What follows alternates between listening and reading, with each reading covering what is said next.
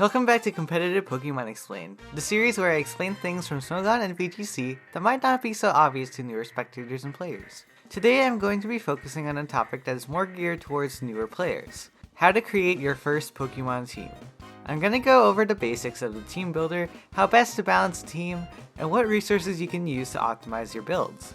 Note that this only applies to building teams in Pokemon Showdown, as in-game team building will have to be its own video due to the complexities of obtaining the Pokemon you desire. This video will cover how to build teams for both Smogon and VGC, as the team builder uses the same system for both formats. Alright, now with that out of the way, subscribe if you like what you see, and let's get into it.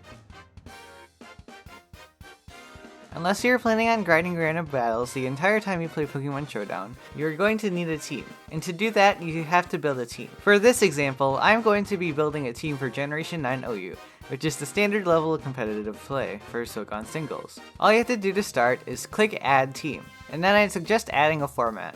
A format is basically a set of rules that a metagame follows, and we're going with Gen 9 OU today.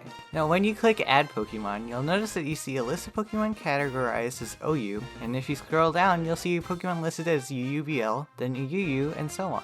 If you want to know more about these tiers, then watch the video I made on that. But for now, I'd suggest sticking with this set of Pokemon labeled OU. Now you might be a little overwhelmed with the amount of options, and that's okay. There's a reason why sample teams and archetypes exist. A bunch of really helpful people over in the Smogon forums created a few sample teams that you can try out. Often, these teams will have a way for you to import them into Pokemon Showdown, and I'll teach you how to copy those in first. So there's this Import Export button here at the top. You're going to click on that and then copy the team you see here. Usually, these teams are listed in PokePaste, though you might see it in the forum post as well. Just copy all of the text, and you don't have to worry about copying over the images on the left. Then paste it in this text box here and click Save. And there you go, the sample team is now copied in your team builder and you can play with it if you want. However, what if you're a bit more savvy and want to actually build a team of your own? Well, Showdown allows you to do that too. Just select whichever Pokemon you want and you'll see a few options on what you can change. Those are the gender, its shininess, the Terra type, its item, its ability, its moves, and its stats. Generally, you can leave the gender and shiny alone. Unless you really want a shiny Pokemon in your team, you don't really need to touch these values. The Terra type is unique to Generation 9, and you might want to change the type you Terra into depending on what your Pokemon may need. Do you want more offensive power on the moves you already have Stab, or same type attack bonus on? Then I'd recommend leaving the Terra type be. Do you want defensive utility? Then I'd recommend changing the Terra type to something like Steel or Fairy. Really, it's up to you on what Terra type your Pokemon has. Then you have your choice of item, and there's a lot of options that you can choose from. You can even choose things that aren't as popular, and I'd encourage you to try experimenting with different items for your Pokemon. Abilities are often defining aspects of how a Pokemon plays, and choosing the right ability is often one of the keys to victory. Generally though, most Pokemon have one or two abilities that are necessary, with the rest not being useful. Then we have the moveset. Now some people may just want to slap 4 attacking moves and call it a day, but unfortunately, your opponents aren't going to be like the AI of Pokemon, and you may need to do a bit more strategizing. Moves can make or break a Pokemon's viability, and I highly encourage you to look at Smogon's resources on whatever Pokemon you have so you understand what moves you should be running. Generally though, you're going to want to use moves in this upper section. Moves that are generally useless have very little, if any, application in most battles, so you can safely ignore them. And finally, the stats page. Here you can see the EVs, IVs, and nature this Pokemon has, as well as the base stats and actual stats. For most teams, using the stat spread that the team builder gives you is okay. For beginner players, this is what I would recommend. For more experienced players, however, and for certain situations in general, I would recommend looking into customizing your sets a bit to maximize your Pokemon's potential, though I'll get into that in a later section. Now that we've gone over every single choice you can make in the team builder, let's talk about how to balance your team. To truly balance your team, first you must understand what each Pokemon is good at and what they're weak at. Not just with typing, but with their specific roles they play in team building. This is where we get into archetypes and roles.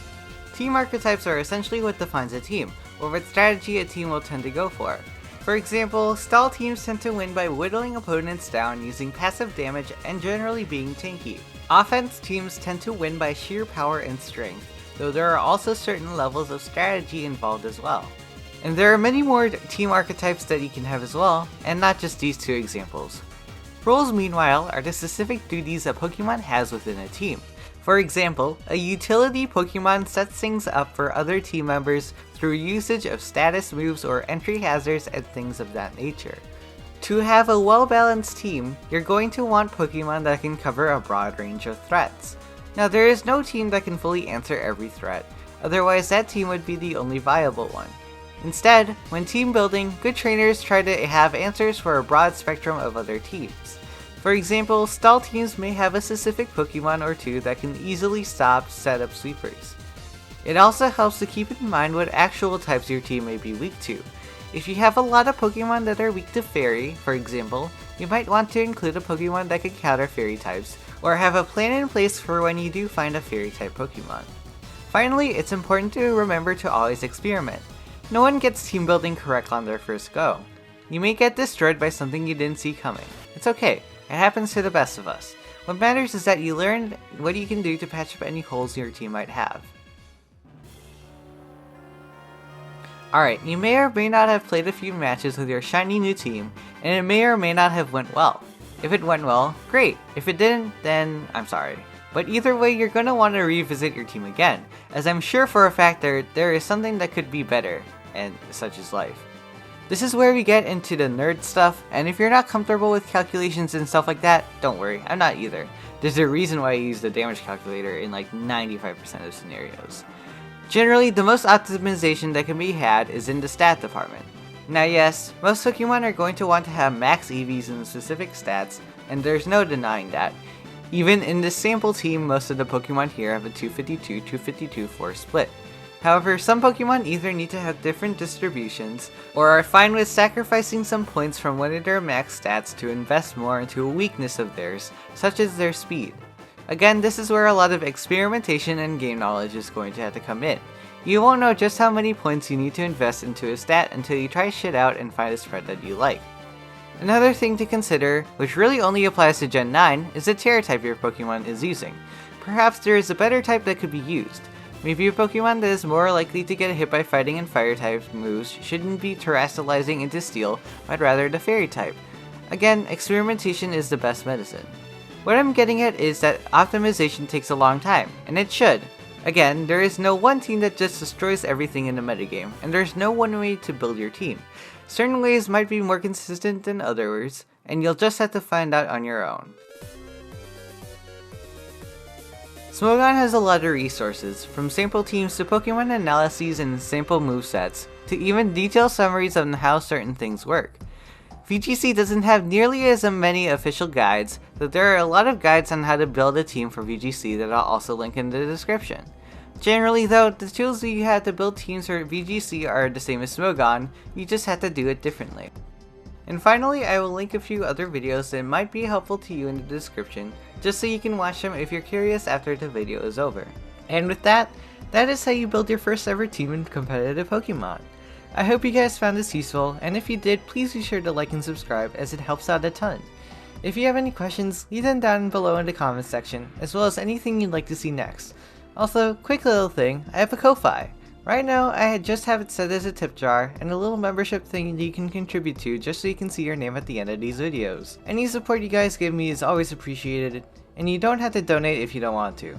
Alright, that is all the time that I have, so I'll see you all in the next one.